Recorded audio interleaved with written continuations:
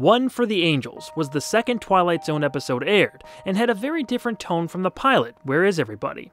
Rod Serling based the episode off an old teleplay he did with the same title that aired on the TV show Danger in 1954. He specifically wrote the new version for the star of the episode, Ed Wynn. You may recognize Wynn from his many Disney appearances in the 1950s and 60s, including Babes in Toyland, Mary Poppins, and voicing the Mad Hatter in Alice in Wonderland. Serling and Wynn had previously worked together on the television version of Requiem for a Heavyweight in 1956, and would do one more Twilight Zone episode together a few years later. This trip into the fifth dimension followed a sidewalk pitchman named Lou Bookman. He's well liked by his neighborhood and a favorite of the local children. When a man dressed in black named Mr. Death informs Bookman that his time on this earth is up at midnight, he bargains to stay a bit longer so he can make his greatest sales pitch, one for the Angels, as he calls it. Looking to take advantage of Death's generosity, he plans on skipping town and never pitching again. Because of this, Mr. Death mentions that he'll have to devise an alternative solution. This is definitely a less serious episode of The Twilight Zone.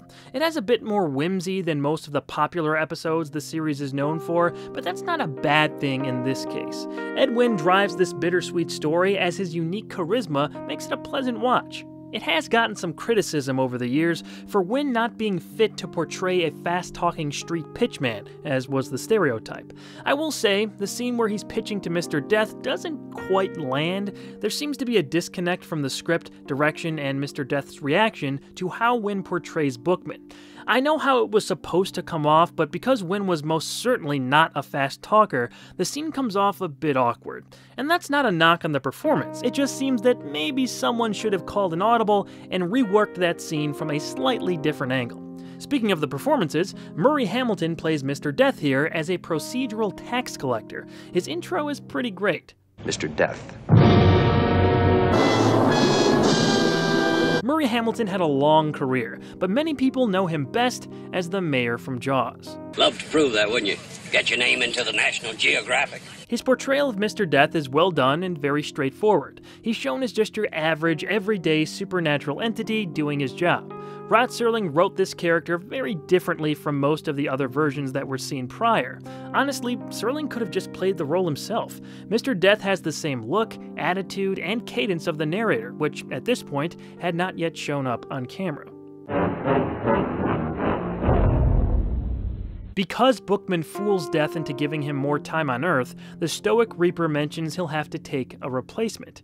That replacement is a little neighborhood girl Bookman is familiar with named Maggie. She's hit by a car, and Mr. Death says he'll be back to collect her soul at midnight.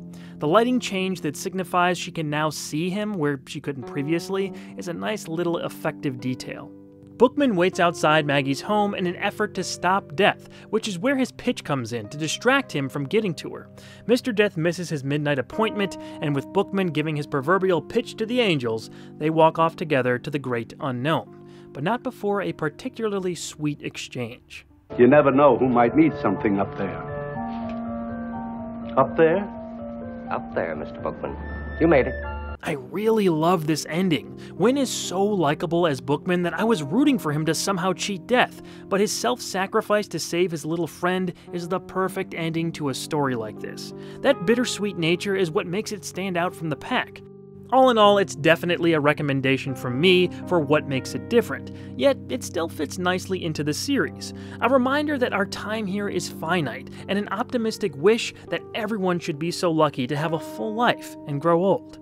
A reminder and a wish that forever live inside the Twilight Zone.